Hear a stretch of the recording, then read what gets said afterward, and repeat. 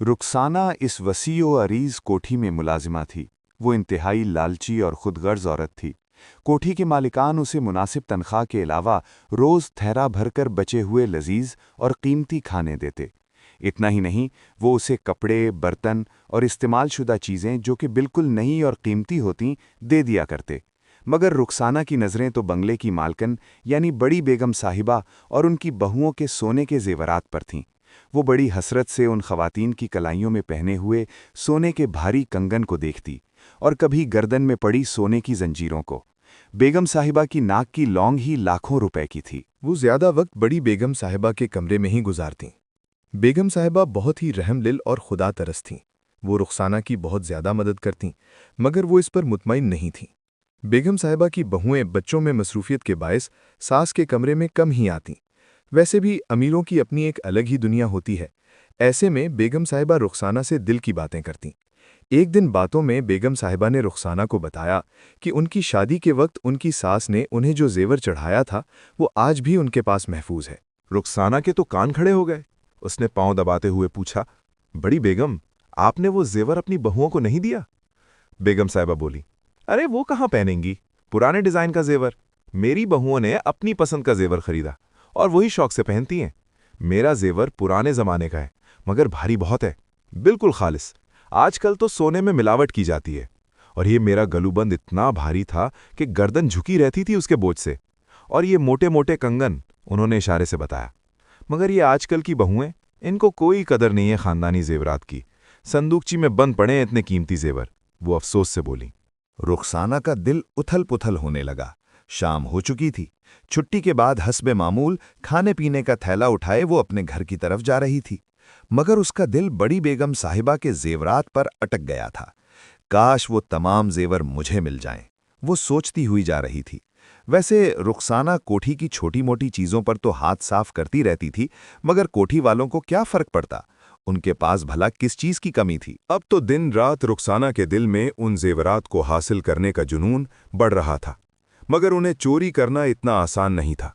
दूसरे उसे ये भी नहीं मालूम था कि जेवर आखिर रखा कहाँ है, मगर वो ये जान गई थी कि वो जेवर एक पुरानी संदूकची में महफूज है, जिसकी बेगम साहिबा की बहुओं को बिल्कुल परवाह नहीं, बल्कि वो तो शायद उन्हें भूल चुकी हैं। चंद दिन गुजरे वो कोठी पहुंची तो मालूम हुआ कि बड़ी बेगम साहिबा किसी रिश्तेदार की अयादत के लिए गई हैं। बेगम साहिबा की बहू ने उसे ऊपरी मंजिल की सफाई करने का कहा और अपने शौहर के साथ नाश्ता करने लगी। रुखसाना ऊपर गई तो उसके दिमाग में वही जेवर था, मगर उसे तलाश करने का हौसला उसमें नहीं था। वो जल्दी जल्दी सफाई करने लगी। तमाम कमरों की झाड़ पोंछ के बाद स्टोर की बारी आई। ये कमरा ज्यादा बड़ा नहीं था। उसमें लकड़ी की दीवारगीर अलमारियां बनी हुई थीं, जिसमें घर का फालतू सामान रखा जाता और जरूरत पड़ने पर निकाल लिया जाता। शायद स्टोर कई महीनों से खोला नहीं गया था, इसीलिए जगह जगह मट्टी जमी हुई थी। एक के बाद उसने अलमारियों में सामान तरतीब से रखा। कोने की अलमारी खोलते ही कई शॉपर उसके सर हर गिरे। उसने गिरे हुए सामान को उठाया और अलमारी का शेल्फ साफ करके कपड़ों को तरतीब से रखा। सबसे नीचे वाले खाने की सफाई करने की गर्ज से उसे खाली करने लगी तो बिल्कुल पीछे की तरफ रेशमी कपड़े में लिपटा हुआ कोई डब्बा था। शायद उसने हाथ बढ़ाकर उसे निकाला तो वो गैर मामूली भारी था। उसने लिपटे हुए कपड़े को खोला तो उसकी धड़कनें तेज हो गईं, हाथ लरजने लगे। ये एक छोटी सी चांदी की संदूकची थी, जिसमें पीतल का छोटा सा ताला लगा हुआ था। वो फौरन समझ गई कि इसमें बड़ी बेगम का पुराना मगर कीमती जेवर है। इतने में दूसरी मुलाजिमा ने इत्तला दी कि दोपहर का खाना खा लो। रुखसाना ने तमाम सामान वैसे ही रखा, संदूकची को मजीद कपड़ों में लपेटकर अलमारी में छुपा दिया। खाना खाते हुए भी उसका दिल बेकाबू था। संदूकची तो उसे मिल चुकी थी, मगर उसे हासिल कैसे किया जाए। दोनों बहुओं को तो इस संदूकची की गुमशदगी का पता ही नहीं चलता, मगर बेगम साहिबा, वो तो शोर मचा देंगी। रात में उसके दिमाग में आया कि पूरे घर में सिर्फ बेगम साहिबा ही इस संदूकची के बारे में जानती हैं। अगर वो खामोश हो जाएं तो काम बन जाएगा। उसके मक्कार चेहरे पर एक खबीस मुस्कुराहट उभरी। रुखसाना चालाक और जहांदीदा औरत थी। उसने काले अमलियात वालों के कई ठिकाने देख रखे थे। इसी मकसद से वो उस टूटे हुए वीरान मकान के कमरे में एक बूढ़े आमिल के सामने बैठी थी। रुखसाना ने उसे कहा कि किसी औरत पर मौत की हांडी भेजनी है। عامل نے بتایا کہ ہانڈی کا کام تو جلدی ہو جائے گا، مگر اس کا خرچہ تقریباً 30,000 آئے گا۔ بولو تیار کروں؟ رخسانہ سوچ میں پڑ گئی۔ اتنی رقم تو نہیں دے سکتی، کوئی اور طریقہ نہیں ہو سکتا؟ عامل چند لمحے چپ رہا، پھر بولا، پتلا بنا دو اس میں خرچہ کم ہوگا تیرا، مگر 1.5-2 مہینے لگ جائیں گے اس کی موت میں۔ رخسانہ نے ہاں میں سر ہلایا اور کچھ رقم پیشگی ادا کی۔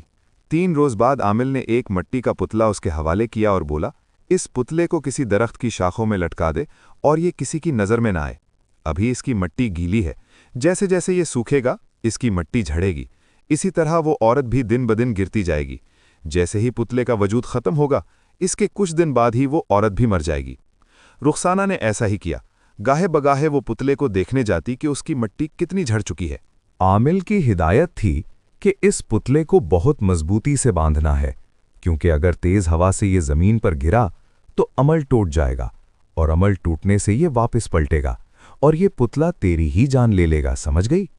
اسی لیے رخسانہ نے اسے مضبوطی سے ہی باندھا تھا۔ پتلا سوکھ چکا تھا، اور اب اس کی سوکھی مٹی ہوا سے آہستہ آہستہ گر رہی تھی۔ اب رخسانہ مطمئن تھی۔ بیگم صاحبہ کچھ دن کی مہمان تھیں، ان کی موت کے بعد وہ خاموشی سے صندوقچی کو نکال سکتی تھی۔ ادھر صالحہ خاتون یعنی بڑی بیگم بیمار ہو گئیں، یہاں تک کہ ان کے لیے اٹھنا بیٹھنا بھی مشکل ہو گیا۔ وہ نمازی اور پرہیزگار خاتون تھیں، بستر پر لیٹے ہوئے بھی ذکر و اذکار میں مصروف رہتیں۔ ان کا معمول تھا کہ دن میں ایک بار لازمی سورہ یاسین کی تلاوت کرتیں۔ انہیں تو سورہ یاسین حفظ تھی۔ وہ باوضو حالت میں بستر پر ٹیک لگائے آنکھیں موندے سورہ یاسین کی تلاوت کر رہی تھیں۔ جسمانی طور پر وہ خود کو شدید بیمار محسوس کر رہی تھیں، جبکہ ان کی تمام رپورٹیں کلیئر تھیں۔ بے شک جو لوگ خدا کی مخلوق پر رحم کرتے ہیں ان پر اللہ کا خاص کرم ہوتا ہے، اور وہ اپنے رحم دل بندوں کے لیے معجزے رونما کرتا ہے۔ رخسانہ ان کی گرتی ہوئی حالت دیکھ کر بہت خوش تھی، مگر وہ اللہ کو بھول گئی تھی کہ وہ بہترین تدبیر کرنے والا ہے۔ بے شک رات میں صالحہ خاتون بستر کے سرہانے ٹیک لگائے سورہ یاسین کی تلاوت کر رہی تھیں۔ اچانک ان کی آنکھیں بند ہونے لگیں۔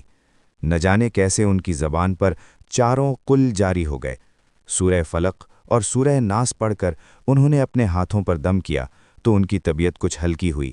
انہیں سکون ملا تو پھر وہی تلاوت کی اور خود پر دم کیا اور اللہ کا شکر ادا کیا۔ اب ان کے درد میں کمی ہو گئی تھی۔ انہیں خود پر دم کرتے تیسرا روز تھا۔ دوپہر میں اچانک موسم بگڑا اور تیز ہوائیں چلنے لگیں۔ رخسانہ اطمینان سے بیٹھی تھی کیونکہ اس نے پتلے کو انتہائی مضبوطی سے باندھا تھا۔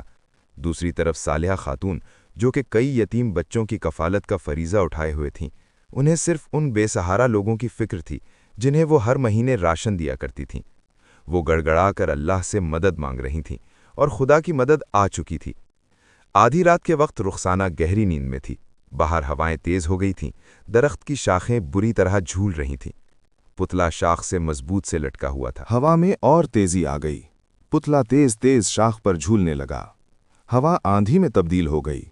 اوپر والی بھاری شاخ ٹوٹ کر اس شاخ پر گری جس سے پتلا بندھا ہوا تھا۔ نیچے والی شاخ بھاری ٹہنی کا بوجھ نہ سہ سکی اور پتلے سمیت زمین پر گر گئی۔ درختوں کے جھنڈ میں شور برپا ہو گیا۔ پتلا ٹوٹ کر بکھر گیا۔ اس کی آنکھیں سرخ کی طرح روشن ہوئیں، پھر بجھ گئیں۔ پتلے کے ٹوٹے ہوئے جسم سے کالا دھواں نکل کر ہوا میں تحلیل ہو رہا تھا۔ عمل ٹوٹ چکا تھا، اب پلٹنا باقی تھا۔ صبح رخسانہ کو ہلکا بخار تھا، وہ کام پر نہیں گئی۔ ادھر صبحوں میں صالحہ بیگم کی طبیعت بہت بہتر ہو چکی تھی۔